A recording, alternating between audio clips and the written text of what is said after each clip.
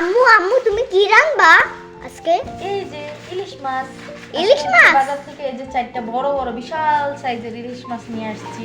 কেটে ধুয়ে পরিষ্কার করে রান্না করব সরিষা ইলিশ। দেখতে থাকুন, আশা করছি ভালো লাগবে। যেভাবে রান্না করি সেটাই আপনাদের সাথে শেয়ার করব। আর ইলিশ মাছটা সরষে ইলিশ করব, বাচ্চাদেরকে ডিম ভেজে দিব আর শাক ভাজি দিয়ে বাচ্চারা খাবে। ওদের যেহেতু অ্যালার্জি আছে তো ইলিশ মাছটা ওদেরকে দিব না। অর্থ অনুযায়ী যেটা পারছি সেটাই নিয়ে আসছি। মাশাআল্লাহ সাইজগুলো অত মানে ছোট না, ভালোই আছে। তো যাই হোক, যেটা রিজিকে ছিল তাই। সাথে লাউ শাক ভাজা থাকবে, তো আপনাদের সাথে শেয়ার করবো। আশা করছি ভিডিওটি ভালো লাগবে। যদি ভালো লাগে তাহলে অবশ্যই আমাদের চ্যানেলটা একটা লাইক এবং সাবস্ক্রাইব করে আমাদের পাশে থাকবেন আর বেল আইকনটা অন করে দিবেন। তাহলে আমার সব ভিডিওই আপনারা সবসময় পেয়ে যাবেন, ছাড়ার সাথে সাথে নোটিফিকেশন পেয়ে যাবেন। আমাদের ইলিশ মাছ কেটে ধুয়ে একেবারে পরিষ্কার করে নিয়ে আসছি। তো এখন রান্না করবো, চলো আপনাদের সাথে শেয়ার করি। তো ইলিশ মাছ বেশি ধোয়া লাগে না, অল্প ধুই। ইলিশ মাছের গ্রামটা অনেক সুন্দর, তারপর ইলিশ মাছটা দেখতে অনেক সুন্দর। দেখেন কি সুন্দর চকচক করছে। তো চলেন রান্না করি। আর এদিকে শাক ধুয়ে পরিষ্কার করছি, আর এই যে সব কিছু কেটে বেছে নিয়ে নিয়েছি। তো চলেন রান্নাটা শুরু করি। বিসমিল্লাহ।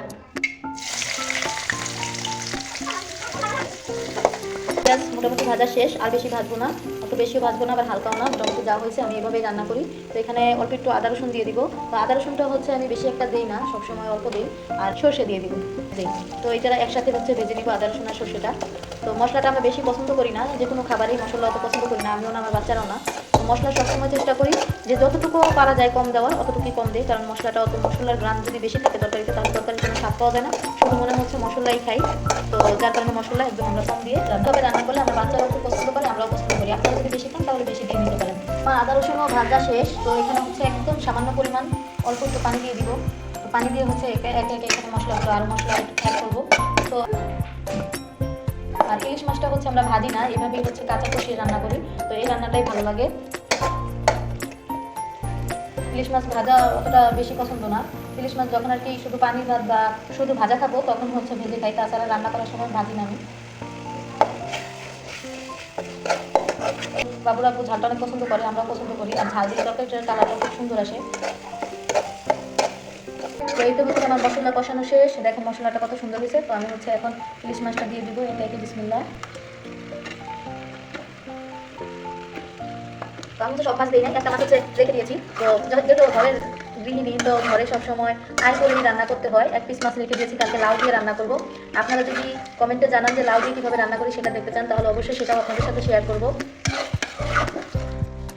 যেহেতু বাচ্চাদের জন্য ডিম রান্না করব, তাই ডিম ভেজে দিব, আর তার জন্য বেশি মাছ দিলাম না।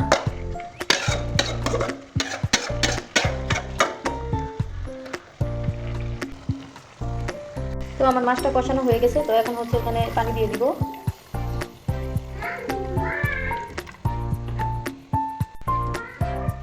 এখন যেহেতু মাছটা কাঁচা বসাইছি, মানে অত বেশি লাড়া দেওয়া যাবে না, হালকা করে নাড়তে হবে।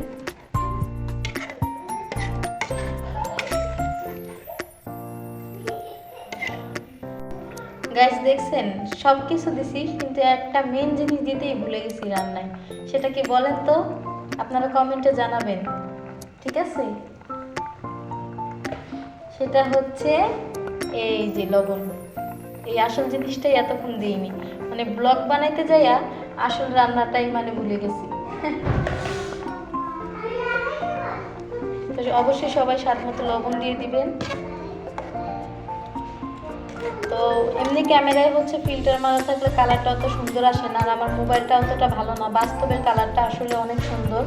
তো ফিল্টার মারলে অন্যরকম হয়ে যায়, আর ফিল্টার ছাড়া একটু বাজে দেখা যায়, এরকম আর কি অবস্থা। তো আপনারা প্লিজ একটু কষ্ট করে দেখে নেবেন। তো আমার পাশে থাকবেন, আশা করছি আপনাদের জন্য ভালো কিছু নিয়ে আসতে পারবো ইনশাআল্লাহ। তো সবাই আমার জন্য দোয়া করবেন আর আমাকে সাপোর্ট করবেন। এই যে আমার ইলিশ মাছ রান্না করা শেষ। একটা বসিয়ে দিব। তো এখানে আমি দুটো আলু কেটে দিয়েছি, আলু দিয়ে ভাজি করলে খুবই মজা লাগে। লাউ। তো আমি এখন ইলিশ মাছটা নামিয়ে নেব। দেখেন কত সুন্দর একটা কালার আসছে, মাশাআল্লাহ, আর অনেক সুন্দর গ্রান আসছে। আমার এই ভিডিওটি যদি এখনও আপনারা দেখে থাকেন তাহলে অবশ্যই আমাকে চ্যানেলে একটা লাইক এবং সাবস্ক্রাইব করে আমার পাশে থাকবেন। বন্ধুরা, আপনারা ভিডিও দেখেন কিন্তু লাইক সাবস্ক্রাইব করেন না, প্লিজ একটা লাইক সাবস্ক্রাইব করে দিবেন। আলহামদুলিল্লাহ, যতটুকু ভিউ হয় আমি ততটুকুই সন্তুষ্ট, আমি অনেক খুশি হই। তো লাইক সাবস্ক্রাইব করলে আরও আমি মানুষের কাছে এগোতে পারবো। আর ভিডিওটা অবশ্যই শেয়ার করে দিবেন। আপনাদের একটা শেয়ার আমাকে অনেক দূর নিয়ে যেতে অনেক সাহায্য করবে। তো তো অনেক রাত হয়ে গিয়েছিল, যার কারণে হচ্ছে ভিডিওটা কন্টিনিউ করতে পারি নাই, খাওয়াটা দেখাইতে পারি নাই। তো আলহামদুলিল্লাহ খাবারটা খেয়ে বলছে আমার হাজব্যান্ড অনেক মজাদার হয়েছে, মানে সবচেয়ে সেরা কি যেন একটা হোটেল আছে, ওই হোটেলের চাইতে নাকি রান্না ভালো, তখন সে বলছে, এখন আমার মনে নেই। তো আজকে এই পর্যন্তই, আল্লাহ হাফেজ, ভালো থাকবেন সবাই।